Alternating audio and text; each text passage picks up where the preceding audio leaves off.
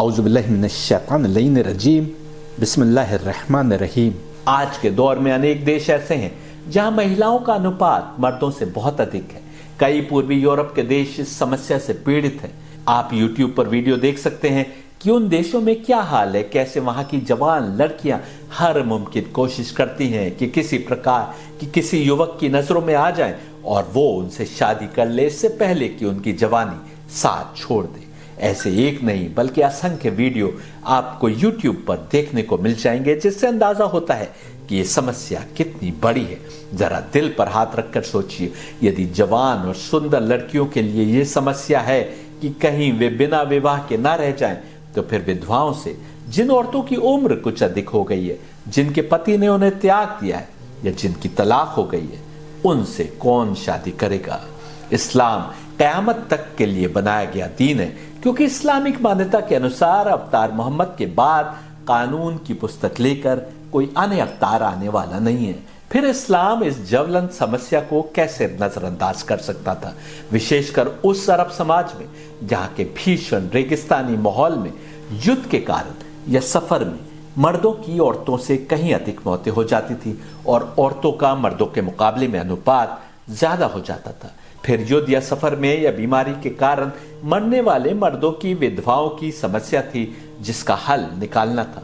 मर्दों का एक औरत से दिल भर गया और उसे छोड़ दिया, तो इस्लाम को एक और समस्या का निवारण करना था कि मर्द ऐसा ना करें, परंतु यदि किसी ने ऐसा कर ही दिया तो फिर उस महिला के लिए भी जीवन बसर करने का रास्ता निकालना था। भारतीय सिनेमा के एक्टर धर्मेंद्र समान यदि एक पत्नी के रहते दिल किसी दूसरी पर आ गया तो उस रिश्ते को भी जायज हद तक सीमित करना था, और यदि विवाह के बाद पति पत्नी में ना बने या एक दूसरे को पसंद ना करने लगे तो भी उनके लिए जायज हदों में जिंदगी को आगे बढ़ाने के रास्ते बनाने थे। उस समाज में जहां नौजवान लड़कियों की बहुतात हो और उन्हें अपना साथी चुनने के लिए मशक्कत करना पड़ रही हो, जैसा कि आज कई पूर्वी यूरोप के देशों में देखा जा सकता है, किसी विधवा का, कुरूप औरत का या जिसकी उम्र अधिक हो गई हो, उसका भला कौन ख्याल रखता, उसकी जरूरत को जायज हद में कैसे पूरा किया जा सकता था। इस्लाम सामाजिक ताना बाना भी नहीं बिगड़ने देना चाहता था, इसलिए आवश्यक था कि वो शर्तों के साथ एक से अधिक शादी को भी जायज कर दे, जो कि देवों द्वारा बनाए गए कानून के ही अनुसार था। क्यों? क्योंकि दिव्यात्मा द्वारा बनाया गया कानून नेचुरल इंस्टिंक्ट्स पर अंकुश नहीं लगा सकता, भले ही कोई विधवा या क्रूप स्त्री हो या जिसका विवाह ना हो सका हो, बल्कि उसकी नेचुरल जरूरतों को भी पूरा करने की जायज रास्ते बनाता है। अवतारों द्वारा बनाए गए कानून से दूर आकर हम दोहरी जिंदगी जीने पर मजबूर हैं। हमारे युवक अपने को अविवाहित भी कहते हैं और अनेक 2 घंटे के लिए ओयो के कमरे बुक करने पर भी गर्व महसूस करते हैं। एक पत्नी तक सीमित रहने की बात भी करते हैं और मसाज पार्लर के माध्यम से या अपने ही जानकारों में अवैध रिश्ते बनाए हैं। लिव इन रिलेशनशिप भी कलयुग के इस दौर की ही उपज है। अवतारों द्वारा बनाए गए कानून से अपने को दूर कर लेने के कारण है। ऐसे जोड़े जो लिव इन रिलेशनशिप में रह रहे हैं या कोई पाबंदी या बंदिश नहीं चाहते, ऐसी सोच रखने वालों के लिए इस्लाम ने मुता का कानून बनाया था, जिसके तहत कोई भी मर्द या गैर शादीशुदा औरत किसी खास मुद्दत के लिए पहले से तय शर्तों के साथ किसी कॉन्ट्रैक्ट में बंध सकते हैं। यदि इस कॉन्ट्रैक्ट के तहत भी बच्चा पैदा हो तो उसको भी बाप का नाम मिलेगा। उत्तराखंड सरकार जब लिव इन रिलेशनशिप के लिए रजिस्ट्रेशन को अनिवार्य कर रही है तो वो दरअसल शादी नहीं बल्कि मुता जैसे इस्लामी कानून की आज के जमाने में वैधता को साबित कर रही है। ज्ञात हो कि मुता का कानून अवतार मोहम्मद के बाद कुछ वर्षों तक लागू था, परंतु फिर उस पर पाबंदी लगा दी गई। अली जानते थे कि वो कानून मर्द और गैर शादीशुदा औरत की शारीरिक जरूरत को पूरा करने के लिए, यदि कोई विधवा या तलाकशुदा औरत है लेकिन शादी नहीं कर सकती या कोई उससे शादी करने के लिए तैयार नहीं है और उसको किसी साथी की आवश्यकता है, तो वो भी मुता कर सकती थी। कोई स्टूडेंट है, कोई मर्द सफर में है या सिपाही कहीं दूर सरहद पर तैनात है या फौजें किसी दूसरे देश में पड़ाव डाले हुए हैं, तो भी नाजायज रिश्ता बने, इसको रोकने के लिए इस्लाम जायज हदों में रहते हुए अपनी शारीरिक आवश्यकता की पूर्ति करने को कहता है। आज जब ऐसा कोई कानून नहीं है, किसी भी हाल में रेप या जबरन सेक्स को अलाउ नहीं करता, भले ही फौज किसी कंट्री को, किसी देश पर कब्जा ही क्यों न कर ले, भले ही समाज में अराजकता किसी हद तक क्यों न पहुंच जाए, लेकिन किसी के साथ भी नाजायज रिश्ता बिना शर्तों को पूरा किए हुए नहीं बनाया जा सकता। आज जब ऐसा कोई कानून नहीं है, तभी तो अनेक मर्द और औरतें जायज की हदों को पार करके आगे चले जाते हैं। यही कारण है कि अली ने कहा कि यदि मुता के कानून पर पाबंदी नहीं लगा दी गई होती तो कयामत तक कोई मुसलमान जिना यानी एडल्ट्री नहीं करता। साफ है कि इस्लाम सेक्स की आवश्यकता को समझता है, उसे आसान बनाना चाहता है, पर साथ में विनियमित एवं नियंत्रित करना चाहता है। कोड ऑफ कंडक्ट के साथ उसको लागू करना चाहता है। यदि पैगंबर मोहम्मद द्वारा 9 या 13 शादियां करने की बात हमको पता है, तो नबी सुलेमान की इस्लामिक सोर्सेस के अनुसार 100 और बाइबल के अनुसार 700 पत्नियां और 300 कॉन्क्यूबाइंस के बारे में भी हम जानते हैं। कॉन्क्यूबाइन का डिक्शनरी में उपस्त्री अनुवाद दिया गया है। कृष्ण की 8 प्रमुख पत्नियां और 16,000 या 16,100 दूसरी पत्नियां थी। विकिपीडिया ने इनको जूनियर वाइफ्स नाम दिया है। अब जरा बताइए जूनियर वाइफ्स के क्या अर्थ हुए। जूनियर वाइफ्स या तो मुता की हुई स्त्रियां हुई, क्योंकि सुलेमान की 700 पत्नियों और 300 कॉन्क्यूबाइंस की बात हुई है, और कृष्ण की 8 प्रमुख पत्नियों और 16,000 या 16,100 जूनियर वाइफ्स की बात हुई है। तो फिर जूनियर वाइफ्स यदि मुता की हुई स्त्रियां नहीं हुई तो फिर कॉन्क्यूबाइंस कहलाएंगी, जिसको इस्लाम में कनीस कहा गया। कहते हैं कि ये जूनियर वाइफ्स नरकुश नामी राजा की सेवा में थी। जब कृष्ण ने नरकुश का वध किया तो इन तमाम महिलाओं ने अपने को कृष्ण के सुपुर्द कर दिया।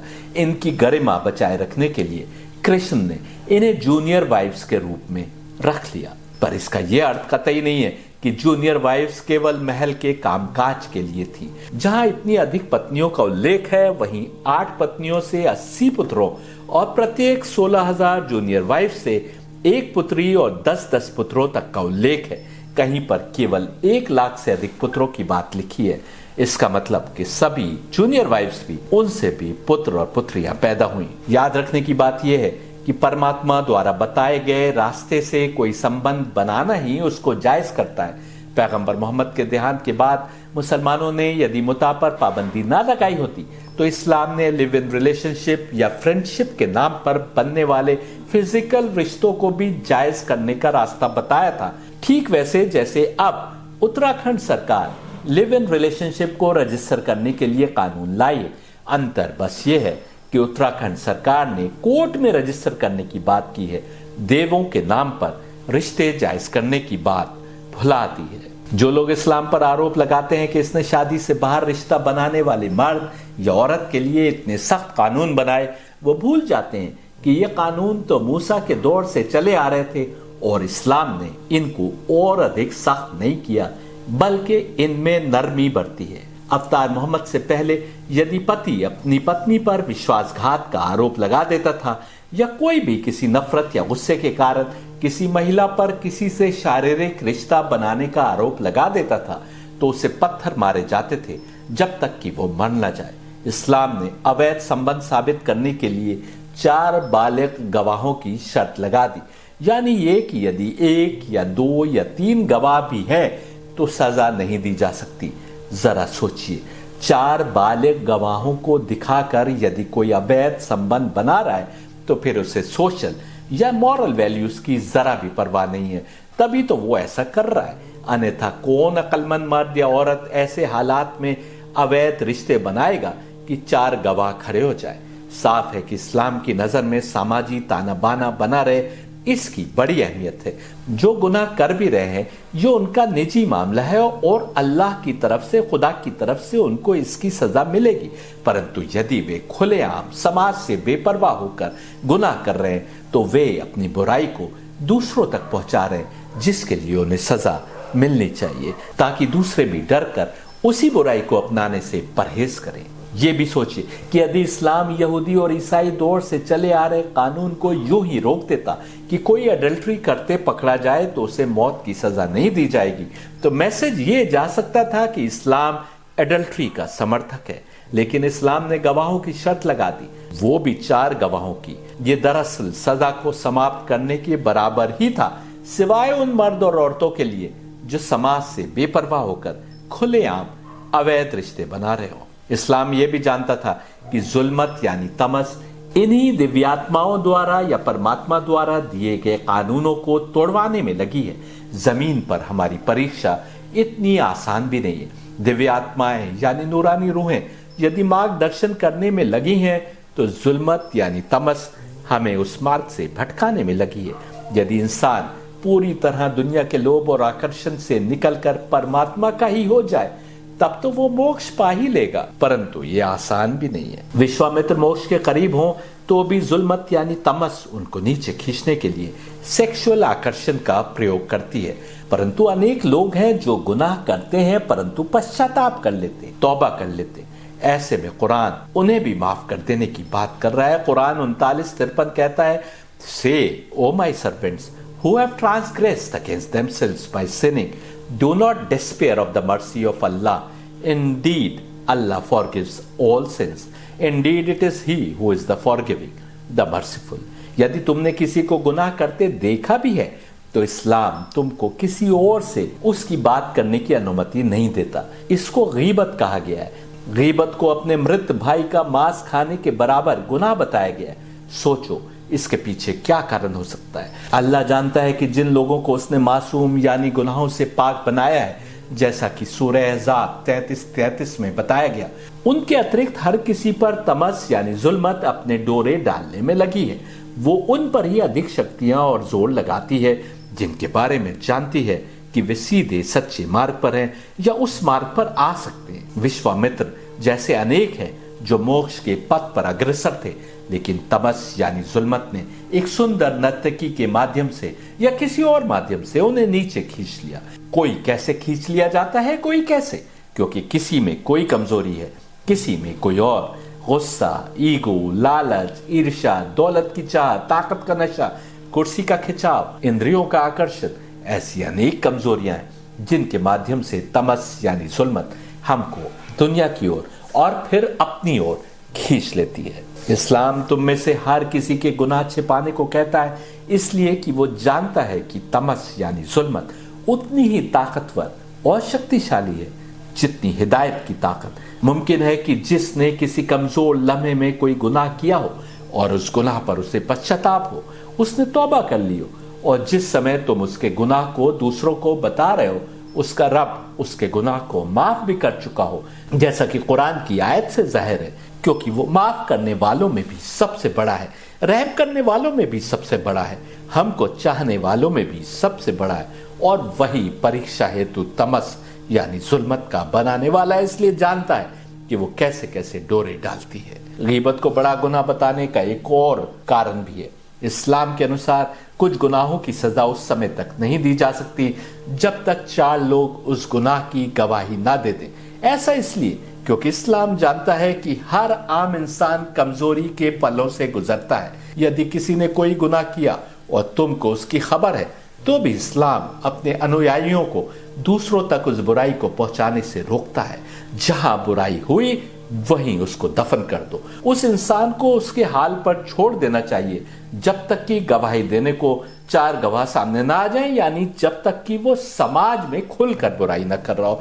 4 गवाहों का सामने आने का अर्थ है कि अब ये उसका निजी गुनाह नहीं रहा, बल्कि उस व्यक्ति के गुनाह से समाजी ताना बाना बिगड़ने का डर है, इसलिए अब उसको सजा देना लाजमी है। जिसको तुम बहुत बड़ा ज्ञानी, बड़ा प्रचारक, गुरु आदि समझ रहे हो, यदि वो सत्य मार्ग की ओर अग्रसर है, तो ये समझ लो कि तमस यानी जुल्मत उसके खिलाफ अपने तमाम कारिंदे लगा देगी। मुमकिन है जब तुम उसके किसी बुरे कर्म को दूसरों को बता रहे हो, तमस यानी जुल्मत ने उस समय तुम्हें छोड़ रखा हो, लेकिन उस व्यक्ति के खिलाफ अपनी तमाम ताकतें और कारिंदे लगा रखे हो जिसको तुमने गुनाह करते देखा। कौन बेहतर हुआ, जिसको तमस यानी जुल्मत ने छोड़ रखा है कि इसको बहकाने की जरूरत नहीं, या जिसके खिलाफ उसने अपनी तमाम ताकत और कारिंदे लगा रखे हैं और फिर तुमने उसको कुछ बुरा करते देखा। हमको क्यों गीबत यानी किसी की बुराई को दूसरों को बताने से रोका गया, उसका एक और कारण भी है। जॉन 7:53 8 से 11 के अनुसार फारसी लोग ईसा के सामने एक औरत को पकड़ कर लाए और उनसे पूछा कि क्यों ना इस औरत को यहूदी कानून के अनुसार मार देना चाहिए, जो अवैध संबंध बनाते पकड़ी गई है। यहाँ पर उल्लेखनीय है कि यदि औरत को अवैध रिश्ता बनाने के लिए पकड़ा गया होगा तो उसके साथ यकीनन कोई पुरुष रहा होगा, लेकिन केवल बेसहारा औरत को लाया गया, जो दिखाता है कि मेल शोविनिस्टिक सोसाइटी में मर्द के लिए अवाम ने भिन्न कानून बना रखे थे और औरत के लिए भिन्न। इस्लाम ने यह भी बराबरी दिखाते हुए यदि औरत और मर्द के लिए अच्छे कर्म का एक इनाम बताया तो बुरे कर्म की भी एक ही सजा बताई। ईसा भी उसी सोर्स के अवतार थे जिस सोर्स से बाद में और पहले अवतार आते रहे। वो उन लोगों का पाखंड देख रहे थे। ईसा ने उनकी बात को नजरअंदाज करना चाहा, लेकिन वो लोग इस जिद पर अड़े रहे कि ईसा अपना फैसला सुनाए। ईसा ने उनसे कहा कि इस औरत पर पहला पत्थर वो मारे जिसने स्वयं कभी गुनाह न किया हो। तमाम लोग पीछे हट गए क्योंकि उस समय थोड़ी थोड़ी मॉडलिटी तो शायद बाकी थी कि अपना आकलन अपने अंदर कर रहे थे। आज तो हम केवल दूसरों में बुराइयां ढूंढते हैं और अपनी बुराइयां किनारे कर देते हैं। ये तो उस समय की बात थी जब गुनाह समाज में इतने हावी नहीं हुए थे। आज जब हम कलयुग के अंत की ओर अग्रसर हैं, बहुतेरे लोग विवाह को मात्र औपचारिकता मानते हैं।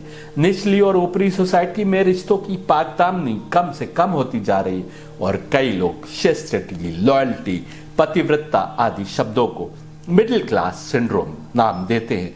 थाईलैंड जैसे देशों में मसाज पार्लर के नाम पर सेक्स मंडियां जो बनी थी वह भारत में भी इंपोर्ट होकर आ रही है। ऐसे दौर में मुमकिन है कि कोई बुराई हम में ना हो और दूसरे में हो। हमको तभी दूसरे की बुराई दिखाई देगी जब वो बुराई हम में नहीं होगी, लेकिन हमको समझना चाहिए कि हम में हो सकता है कुछ और बुराई हो। यदि हम आज कलयुग में जीवित हैं तो साफ है कि कोई न कोई बुराई हमारी आत्मा को भी घेरे है, जिसके चलते हम आज तक मोक्ष यानी निजात नहीं पा सके। ऐसे में दूसरों की बुराइयां ढूंढने का क्या अर्थ है? अपनी चिंता करना ज्यादा आवश्यक है। शादी के बाहर मुसलमान मर्द या औरत के लिए जायज नहीं कि वो किसी भी गैर औरत को छूना तो दूर उसकी ओर आंख उठाकर भी देखे। केवल कुछ करीबी रिश्ते हैं जिनकी ओर कोई मुस्लिम मर्द आंख उठाकर देख सकता है, वो भी जायज हुदूद में रहते हुए।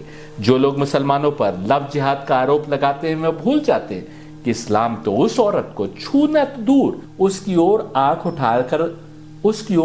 उठाकर देखने से भी रोकता है, जिसके लिए कहा जाता है कि मुसलमान नौजवान बहला फुसलाकर उसे अपने धर्म में लाने के लिए फंसाते हैं जिहाद के नाम पर।